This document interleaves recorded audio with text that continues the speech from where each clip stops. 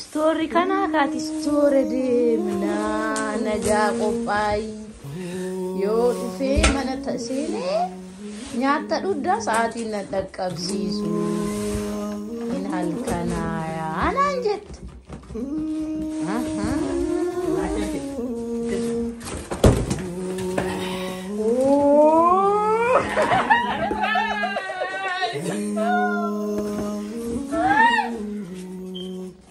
Kishal tare kan ni dedi suyu. Masya Allah Albi Nuri si ada sebagai madi.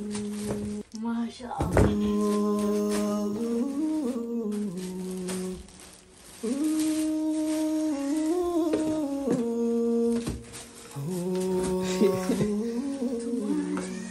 Setul vade menje ko raga di basa. Rasi basa or kabia tuna. Or agak segala gitu sih kan. Oh iya. Naga.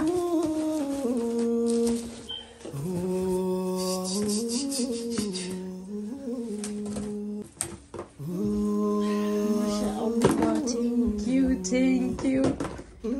Jum komen kai manja apa?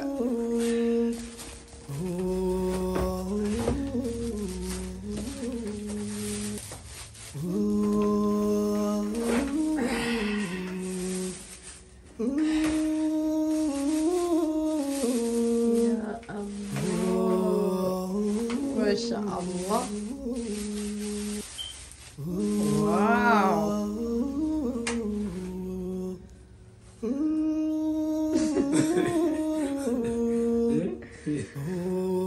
Kana bakka kan?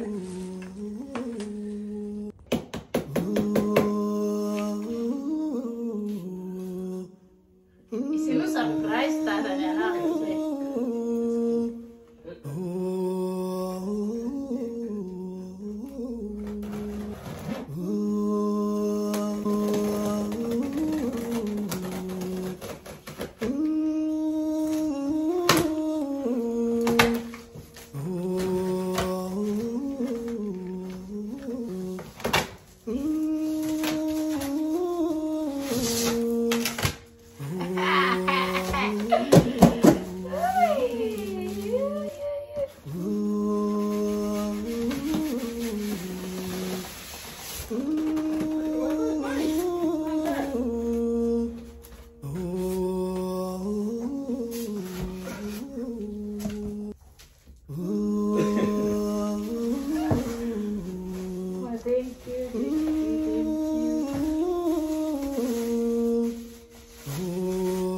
Guys, it's really nada. Thank you, Rajarani.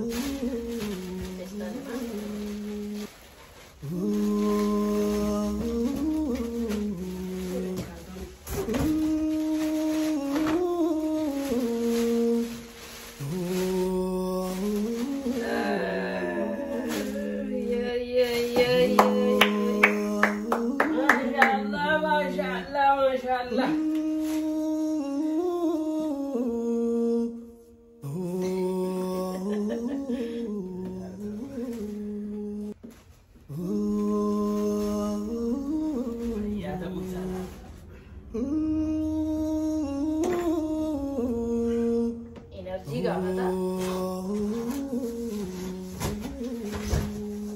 Ammoo balbala isaatu banaa eegaa ture.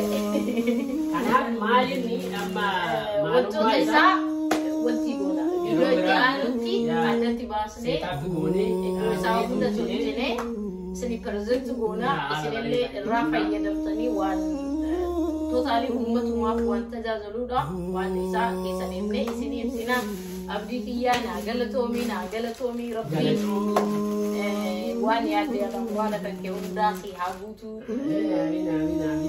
wallahi beeytanii guddii keessan keessatti yeroo abbaan manaa like isin gammachiisu isin hunduun beeytanii roonni walitti godhatan miira isinii dhagaamu akka gammadee jira amalee nama hundaatu gargaraa akkas iyyee wanti jechuu tokko qabu keessan akka miirri kiyyaa akka badaalaan qabaadha wantoota kiyyaa kanaafuu hedduu takka gammadeeraa wanti kun karoora yeroo kiyyaa yoo isin yaaddu bakka waan ture wiitii noormaalii taasaa malee dirqama akkana godhuu qabnee kophaa ofiisiisaatti yaadee na dhussee waan kana hunda eegageesse akkuma isin agartan san na godhe jechuudha. So anillee nama harka deeffatu na taasisu jechuu malee. Kaayyoo isaa milkeessee harka deebisa jedhee yaada amma rabbiitiin inshallah rabbiin na cinaa dhaabbatu yoo isin na cinaa dhaabbatan rabbiin akkasii wallahi hedduu takka gammadee jira haqiiqatan rabbiin kaajizaa kan keessi yaa kafalu gammadee akka gammachiistetti thank you my husband jedha akkasii kaa viidiyoo caanuun part 2 or 3 isna achumaan waan fidee dhufeef anillee agalaalu qalbiin gallanteessu utuma isin isa keessummeessin kana banee akkuma gammadee futuurerraayi isinittillee dheeressu isinillee kanaa gammadaa abdii qaban maal jechuun keessan nafu zaatiyaan nuni walitti deebina isin jaalannaa like godhaa oromootu like godhaa wajjina dhaabbadhaa achumaan share godhaa yaadas barreessaa isiniin jennaa hedduu isin jaalannaa hedduu isin kabajnaa gammachuu teennan faana qoodamaa yookiin xiyyeena faana qoodamaa jechuufin kan godhee kana baragartanii miira kan koo anutti jireeffachuun danduu jedhee haagi kennee fi dhungadhee agammaa wanti biyya fudhanne akkas kaawwan isin jettan kanaaf akkanaa waan nu daawwattaniif galatoomaa isiniin jennaa viidiyoo bareedaan maal akka ta'e maaliif meeshaan kun akka bitamee fi maaliif akka barbaachisu kana deemte viidiyoon isinis ni daawwattu ni barbaaddu wanticha isaa viidiyoo biraatiin hanga walitti deemnutti nagaan nu tura isin jaalannaa isin kabajnaa bakka jirtanitti nagaan nu jiraadha nagaa biraa manni isinirraa jiraatu isiniin jennaa assalaamu alaikum wa rahmatullaahi wa barakaatuh.